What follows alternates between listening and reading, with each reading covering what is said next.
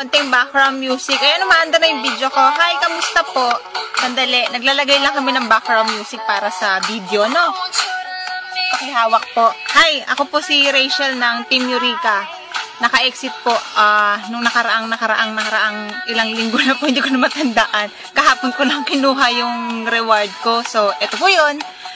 Pakitang evidence lang po para sa lahat. Ito po siya. Hindi ko na yan bibilangin, ha?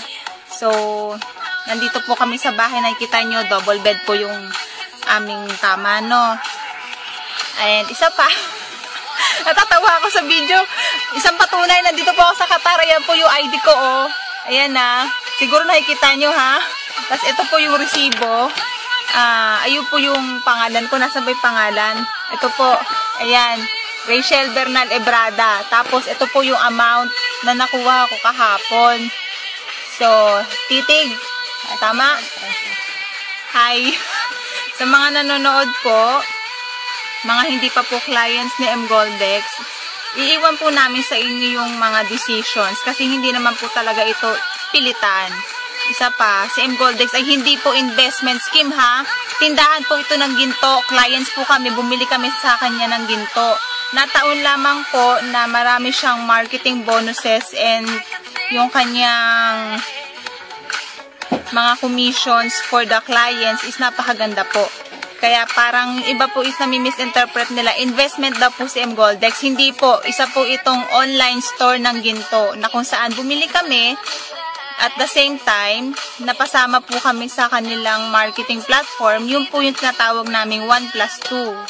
Kaya po kami nagkaroon ng ganito pong pera kasi po, yung reward po na ibinigay sa amin ni mGoldex is gold bars or gold bullions. Ang ginawa lang po namin, bakit po nagiging cash, ibinibenta po namin pabalik yung gold bullions na nakuha namin kay mGoldex sa kanilang company po ulit. So, kinonvert lang po namin siya sa cash. Isa pa pong paalala para po sa mga hindi pa clients ni mGoldex. Konting ingat po, ha, dahil po sumisikat.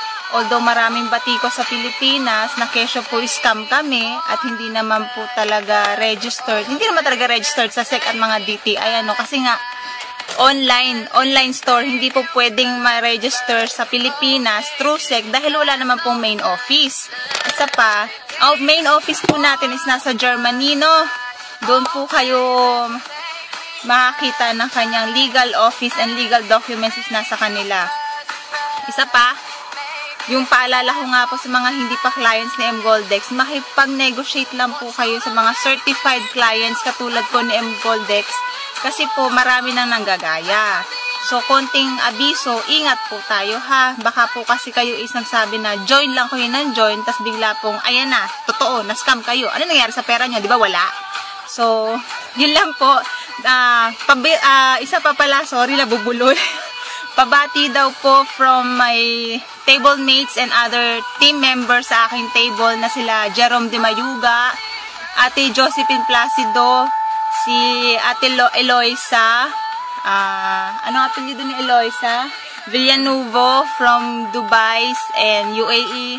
Yung mga kasamahan ko po dito sa Qatar, sila Abet Condino, sila Carol Bautista, Bernadette Colin Rosal, sila Shanin Balana, Eugene Ilagan, sila Mel Pagilit, si James Ipak. Ayan na po, nabanggit ko na yung pangalan nyo, may kulang pa ba?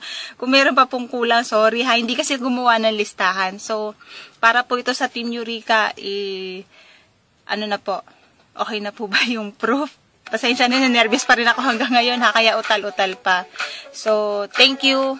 Sana po is medyo naliwanagan kayo sa konting paliwanag at paalala ko lang na makipag-transact lang po kayo sa mga tulad ko na certified clients po ni mGoldex para po hindi po mabato sa inyo yung totoong experience na na-scam kayo dahil nakapag-negotiate kayo sa mga nagpapanggap na clients ni mGoldex. So, kila power couple leaders namin po, sa team leaders namin si Michael Bani and Annabel Gonzalez na nandiyan sa Pilipinas. Salamat po. And from other my co-leaders in mGoldex, sila Jemeline Agustin, Frank Inog, sila Danley Lantino, John Regan Palabor, Rodel Domain, ano na, Lapit na yung conference natin. So, doon na lang tayo babawi. At doon na lang din ako babawi ng pulidong salita. So, bye-bye. Good night.